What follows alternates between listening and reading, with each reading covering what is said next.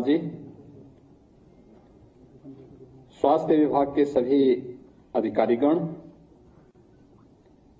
प्रदेश के अलग अलग जनपदों में वर्चुअल माध्यम से जुड़े हुए सभी मान्य जनप्रतिनिधिगण और प्रदेश के वे 1573 एएनएम हेल्थ वर्कर्स जिन्हें आज नियुक्ति पत्र प्रदान किया जा रहा है, उपस्थित सभी भाइयों बहनों, एक समय सीमा के अंदर अधीनस्थ सेवा चयन आयोग के द्वारा जो एक पारदर्शी चयन की प्रक्रिया को पूरा किया गया और आज स्वास्थ्य विभाग के द्वारा आपको नियुक्ति पत्र प्रदान करते थे, आपके भावी जीवन के माध्यम से प्रदेश की स्वास्थ्य सेवाओं को और बेहतर बनाने की दिशा में जो कदम उठाए जा रहे हैं, इस अवसर पर मैं सबसे पहले नियुक्ति पत्र प्राप्त होने पर आप सभी 1573 एएनएम हेल्थ वर्कर्स को, आपके अभिभावकों को, माता पिता और परिवार के सभी सदस्यों को हृदय से बधाई देता हूं।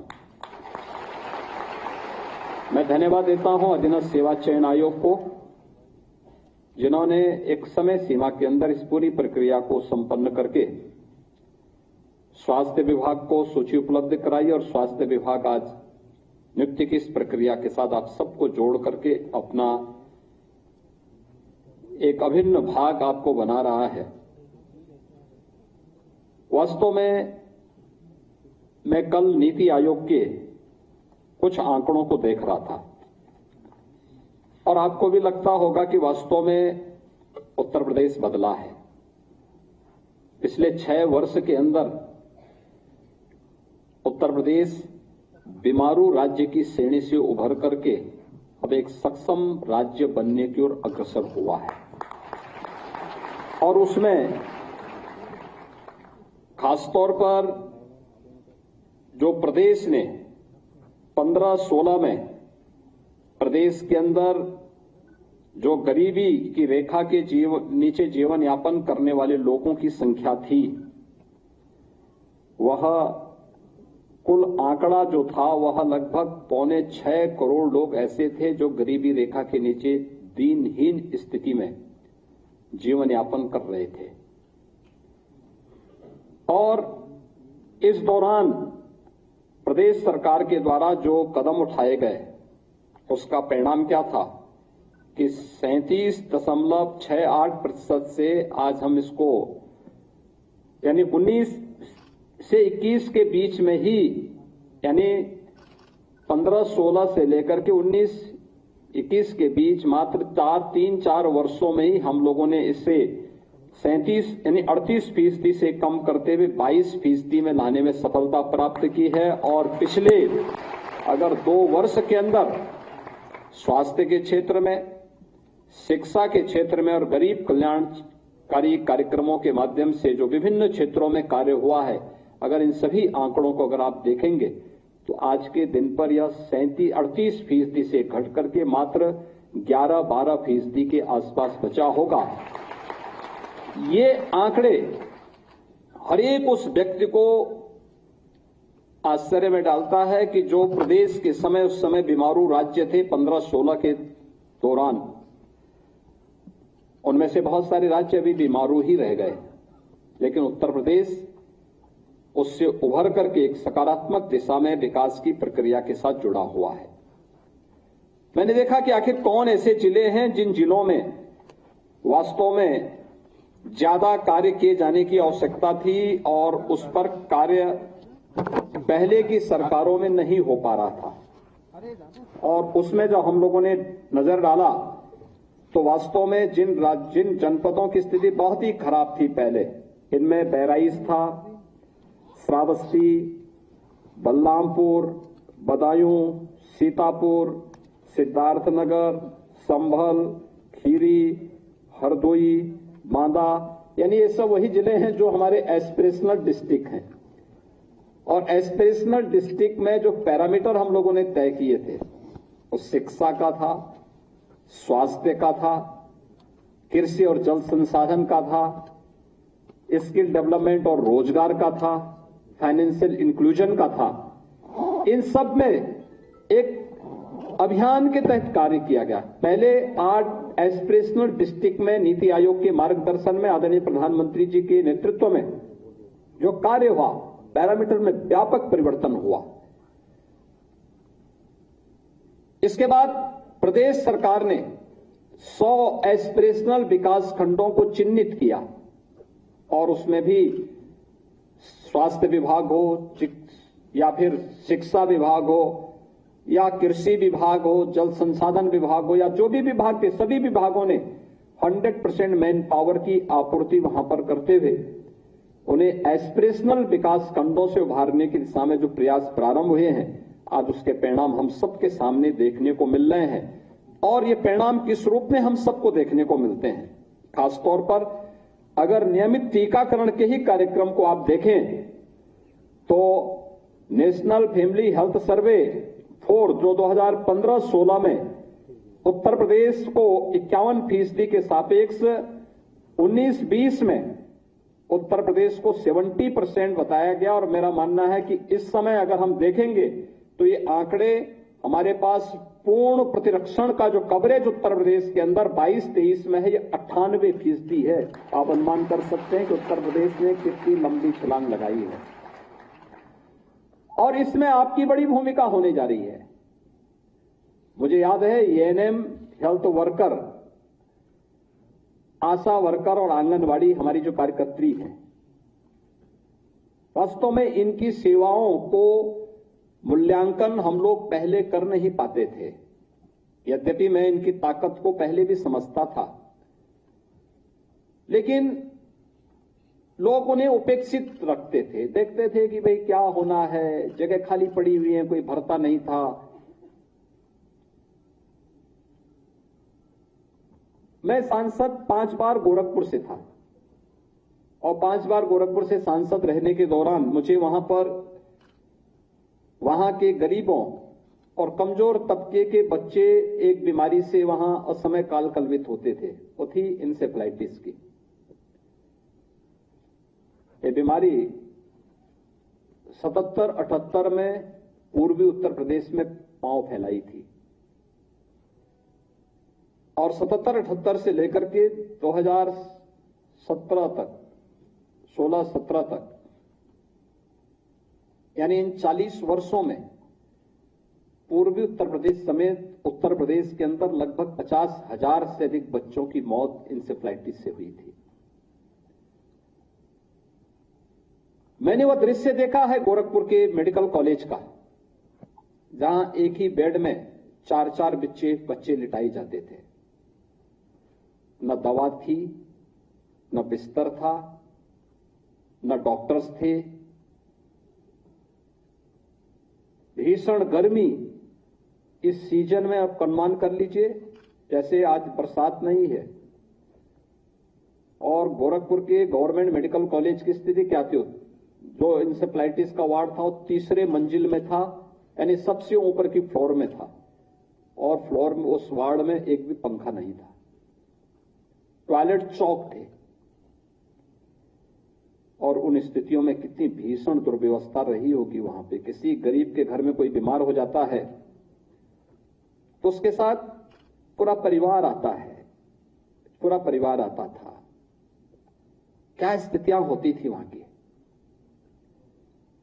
आज आप जाके देखिए गोरखपुर के बिहाड़ी मेडिकल, पहले गोरखपुर, बस्ती, देवीपाटन, आजमगढ़, कमिश्नरी में एकमात्र मेडिकल कॉलेज गोरखपुर में था। न कुशीनगर में था, न महाराजगंज में था, न देवरिया में था, न सिद्धार्थनगर, बस्ती, संत कबीर नगर, बलरामपुर, श्रावस्ती, गोंडा, बहराइच या फिर इधर मऊ, आजमगढ़, बलिया, कहीं भी मेडिकल कॉलेज नहीं थे।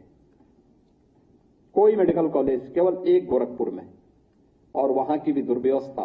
बिहार के 5-6 जनपदों की भी भीड़ वहीं आती थी और नेपाल के लोग भी तो वहीं आते थे। कितनी दुर्व्यवस्था रही होगी।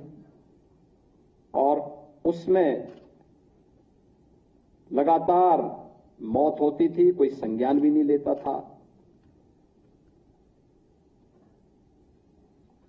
अपनी आंखों से हमने दुर्व्यवस्था को देखा है और उसके खिलाफ आंदोलन किए। संसद से लेकर सड़क से लेकर के संसद तक लगातार आवाज उठाते थे। लेकिन जब स्वास्थ्य विभाग को नोडल विभाग 2017 में बनाने के बाद कार्यक्रम चलाया गया, आज परिणाम क्या है? यानी ये सीजन 2017 के पहले मध्य जुलाई से लेके मध्य नवंबर तक का समय पूर्वी उत्तर प्रदेश के हर परिवार में एक भय और दहशत को लेके आता था। पता नहीं किस परिवार का कौन बच्चा इसकी चपेट में आ जाए। और इसके कारण बहुत सारे लोग जादू टोटका के चक्कर में पड़ जाते थे, ठगे जाते थे। आज क्या स्थिति है? आज हम लोगों ने इंसेफ्लाइटिस को, स्वास्थ्य विभाग को जब नोडल विभाग बनाया गया और उनके साथ में सभी अन्य विभागों को जोड़ा गया, आज परिणाम क्या है? इंसेफ्लाइटिस उत्तर प्रदेश से पूरी तरह समाप्त हो चुकी है। अब एक भी बच्चे की मौत इस बीमारी से नहीं होती है। इसके लिए एएनएम हेल्थ वर्कर को, आशा वर्कर को, आंगनबाड़ी को मेहनत करनी पड़ी, घर घर जाना पड़ा, दस्तक अभियान चलाना पड़ा, विभिन्न प्रकार के कार्यक्रम, जितने भी ये बीमारियां थीं, इन सभी प्रकार की बीमारियों के खिलाफ एक जागरूकता का विशेष अभियान चलाना पड़ा। सभी विभागों ने मिलकर के कार्य किया। आज परिणाम क्या है? इंसेफ्लाइटिस, जिससे हर वर्ष 1200-1500 मौतें होती थी, पूरी तरह नियंत्रित हुआ। हम लोग तब सफल हुए जब टीम वर्क काम की, एक टीम काम की।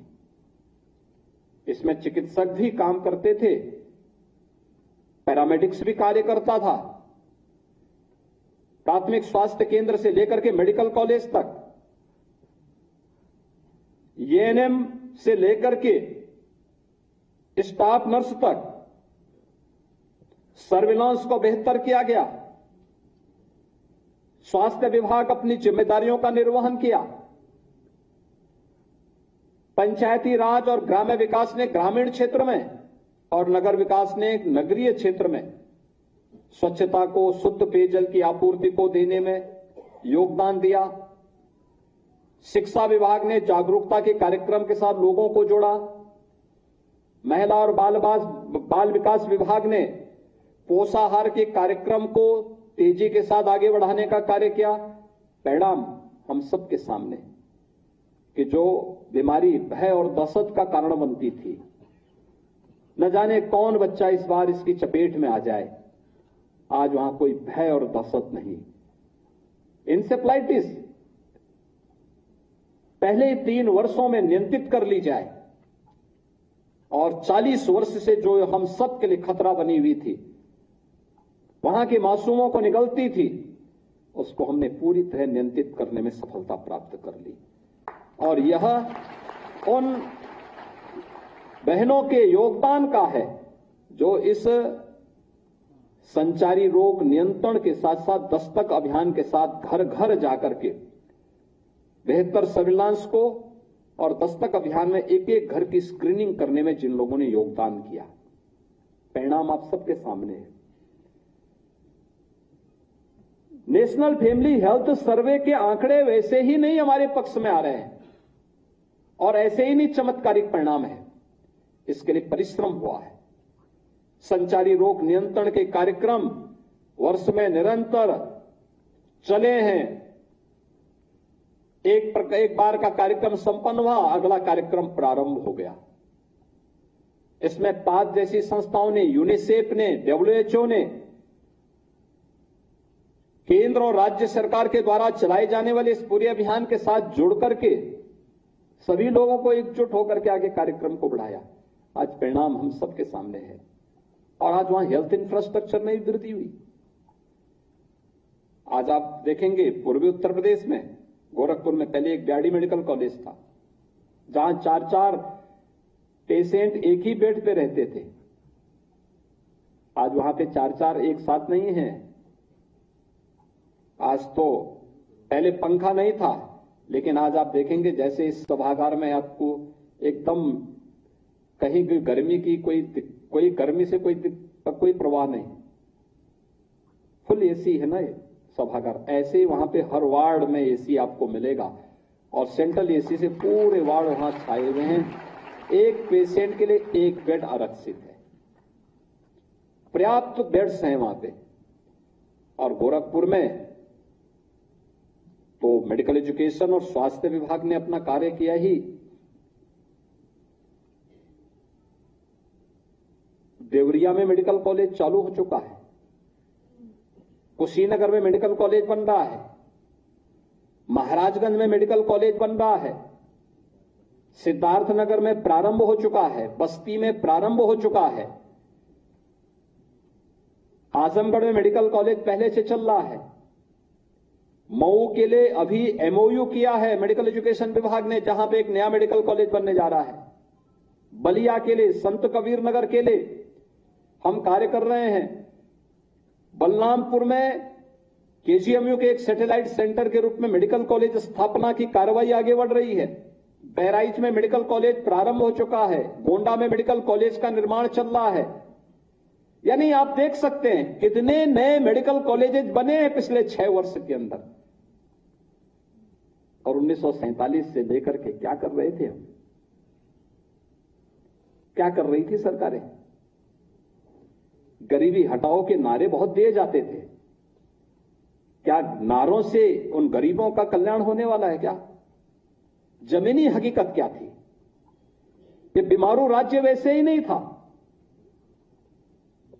बीमार मानसिकता ने, उस समय की सरकारों की बीमार मानसिकता ने उत्तर प्रदेश जैसे प्राकृतिक संसाधनों से भरपूर इस भूमि को बीमारू बना दिया था। और उनकी बीमारू मानसिकता के कारण उत्तर प्रदेश बदहाल स्थिति में था। नौजवानों के सामने पहचान का संकट आता था, नौकरी निकलती थी, चाचा और भतीजा झोला लेकर के वसूली पे निकल पड़ते थे। और परिणाम क्या होता था? एक गरीब ठगा रह जाता था, एक प्रतिभाशाली नौजवान ठगा रह जाता था। आज तो हमारे जितने भी नियुक्ति की प्रक्रिया से जुड़े हुए आयोग और बोर्ड हैं, कोई उस पर उंगली नहीं उठा सकता।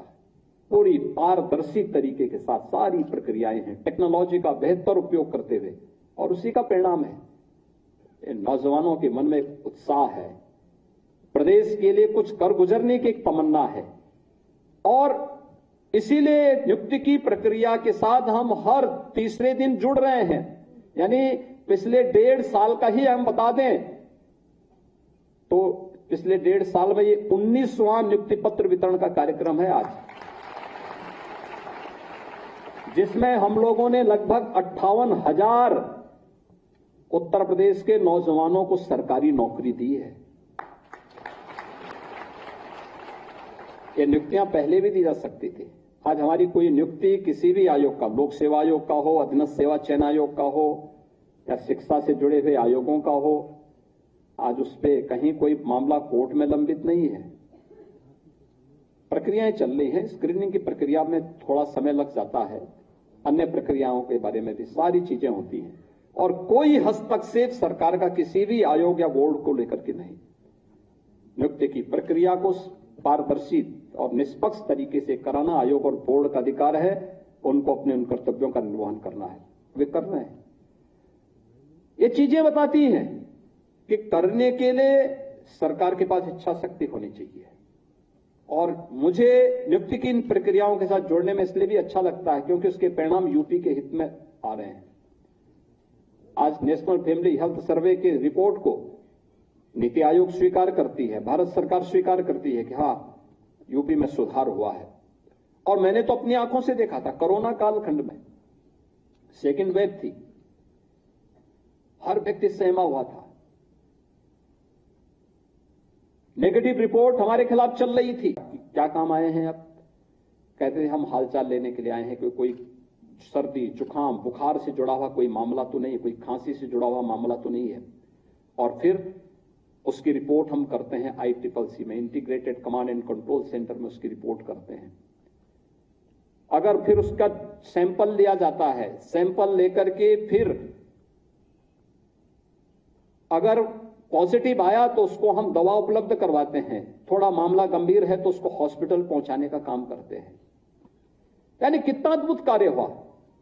इतने बड़े प्रदेश को और इतने बड़े देश को प्रधानमंत्री मोदी जी का मार्गदर्शन और नेतृत्व था, भारत सरकार का पूरा सपोर्ट था, लेकिन जमीनी धरातल पर कार्य करने का कार्य तो इस जमीन पे रुके हुए, जमीन पे कार्य करने वाले इन हेल्थ वर्कर्स ने ही किया था। और जिसका परिणाम हमारे सामने है कि कोरोना भी आज देखिए, मैंने पिछली बार कहा था ना कि कोरोना भी वैसे समाप्त हो जाएगा जैसे इंसेफ्लाइटिस समाप्त हुआ है। अब कोरोना कोई पूछता ही नहीं। कोरोना में मेरे को पता लगता था कि इतनी बड़ी गैदरिंग कोरोना में हो ही नहीं सकती थी, हम इकट्ठे हो ही नहीं सकते थे। और तो और परिवार का कोई सदस्य बीमार हो गया तो कोई देखने भी नहीं जाता था।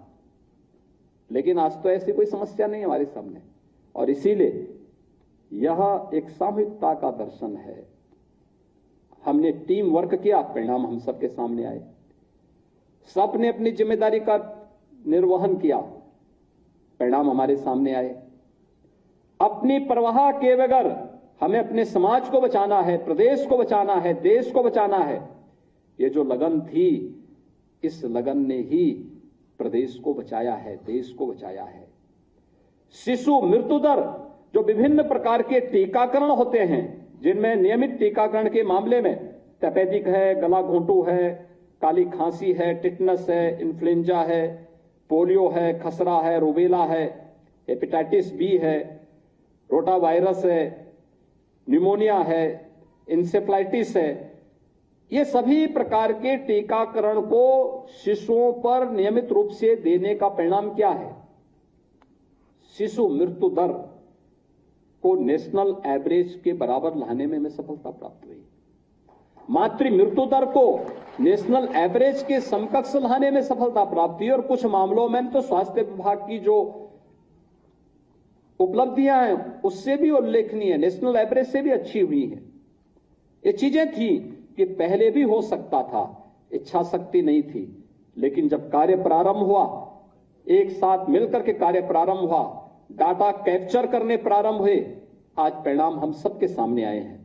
और इसीलिए मैं आज के इस अवसर पर आप सबसे कहूंगा कि आपने देखा होगा नियुक्ति की प्रक्रिया और नियुक्ति पत्र वितरण की पूरी प्रक्रिया में कहीं कोई हस्तक्षेप नहीं, पूरी निष्पक्षता के साथ, न जाति के नाम पर, न मत और मजहब के नाम पर कोई भेदभाव किसी के साथ। अगर वह यूपी का है, उत्तर प्रदेश का निवासी है, उत्तर प्रदेश में नौकरी करना चाहता है, योग्यता रखता है, उसके अंदर प्रतिभा है, उसको प्रदेश के अंदर कार्य करने का अवसर मिलना ही चाहिए और उसको उसी दृष्टि से आगे बढ़ाने का कार्य हुआ। अगर आपके साथ भेदभाव नहीं हुआ है, किसी प्रकार का कोई भी आपकी उसके साथ में कहीं भी आपको नहीं लगा कि भाई आपके साथ कोई भेदभाव हो रहा है, तो आपसे सरकार भी उम्मीद करेगी किसी पारदर्शी और निष्पक्ष तरीके से प्रदेश के अंदर सेवा के एक नए कार्यक्रम को आगे बढ़ाने में आपको भी अपना योगदान देना है।